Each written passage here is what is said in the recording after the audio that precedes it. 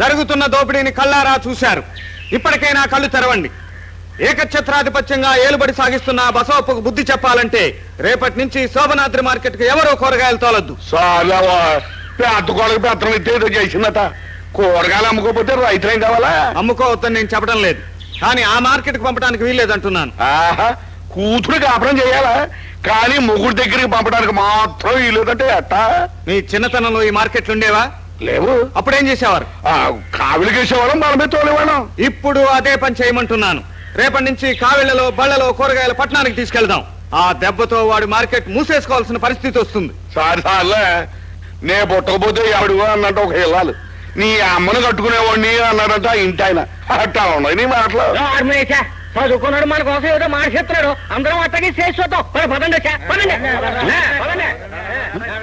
50 ఏళ్ళుగా ఊళ్ళో ఉంటున్నారు, నా మాట ఒక్కడేం లేదు.